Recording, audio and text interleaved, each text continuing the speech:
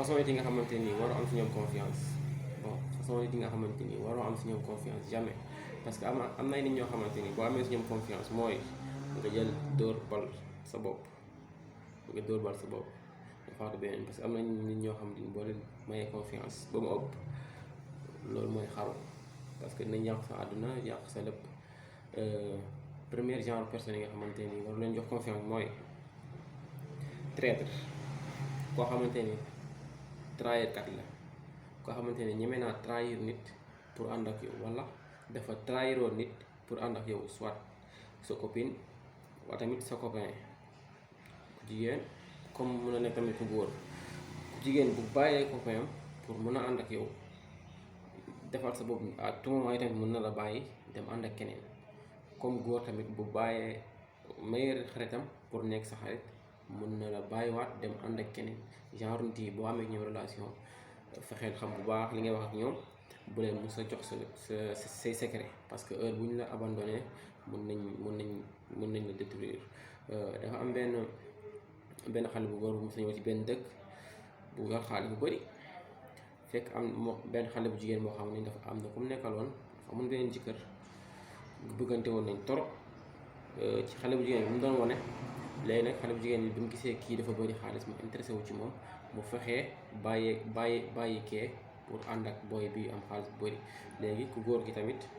jël xale bu jigéen bi yóbbu ko ci beneen dëkk ci dëkk bu mu dëkk takk ko ànd ak moom bi benn mag bu ne ci dëkk bi yégee histoire bi mu oo booy bi na ko defal attention ci sa jabar bu ñu am ci moom confiance ba mu ëpp. booy bi nag nekkul lu tax du am ci moom confiance parce que dafa bàyyi ñëpp jàpp ma dafa bàyyi kii pour man bàyyi kii pour man moom foo ko déggee rek xamal ni dawal waaw. léegi nag paa bi loolu la ko wax rek dem mais ay quelque temps booy bi amatul dara femme bi bàyyiwaat ko fa dem ànd ak keneen ci la booy bi soo comprendre li ko paa bi doon wax parce que traite li musa doon. yeneen façon genre nit mooy ki nga xamante ni bu àndee ak yow lu si deru nit yi rek lay nekk lu bon rek lay wax si nit ñi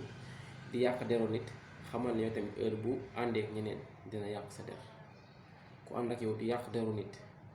bu àndee ak keneen tamit dina yàq sa der. genre nit ñooñu noonu lañ mel yàqkat der moom yàqkat der rek lay doon te lu mu la xamal soo ba ngoon bu demee dina ko wax. genre nit ñooñu bu amee genre gaañ yu mel noonu xamal bu baax nooy doxaleek ñoom parce que genre yooyu boo nit denc say secret yaa ngi ci erreur. yeneen genre leneen li ci des mooy heure boo ñaawee njort ci benn affaire bu ci dugg comme nga war a dem marché nga ñaaw njort ni non tey bu ma demee du baax bul dem. chaque jour li njëkk a ñëw sa bopp bi rek appliquer loolu heure boo war a def benn affaire rek nga ñaaw suñ njort non bu ko def xamal ne loolu peut-être nekkul lu baax pour yow bu ko def. beneen bi ci des mooy say entourage ñi la gën a jege bu leen may confiance maanaam bu leen may confiance boobu nekkul ni bu am confiance ci ñi la jege de mais c'est juste que ni des fois di nga am sa projet boo xamante ne nii di nga ko expliquer ñi la jege ñoom dinañ la bëgg boo xam ne peut-être dinañ la décourager parce que dinañ la ne non lii am na ñeneen ko doon jéem a def mais réussiruñ tardé nañ seen àdduna te xam nga te projet bi day jël temps soo réussirul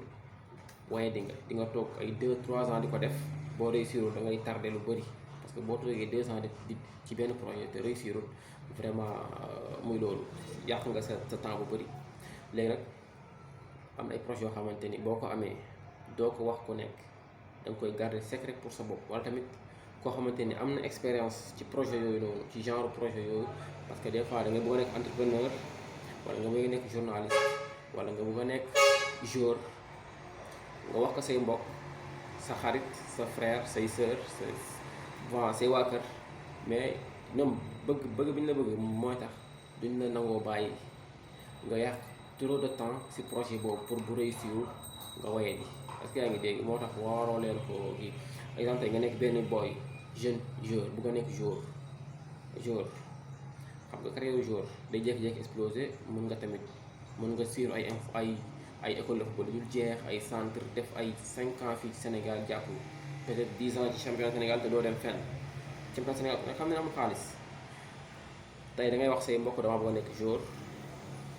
waaw voilà par ci par ça ñu la doon non dama wuti liggéey parce que football bi chance la mën nga réussir comme mën nga bañ a réussir parce que diw ak diw ñi ngi woon ci koñ bi football rek la ñuy def football nañ fu ne football nañ jàmbaar football nañ génération foot mais am nañu léegi ñu ngi ci bopp koñ bi toog boo amee sa projet bu leer boo xam ne gëm nga ni war nga cee mën a génn bul ko wax ku nekk parce que am na nit yoo xam ne dañ la bëgg boo xamante ni boo leen ko expliqué nañ la découragé loo te peut-être boo fekkoon nekk tey boo découragé nga bañ koo def te mun na nekk boo ko defoon di nga réussir xam nga kenn xamul yàlla rek a xam loolu moo tax boo amee projet daal bu leer expliqué ko ki nga xamante ni am na ci xam-xam koo xam ne daf la ci conseiller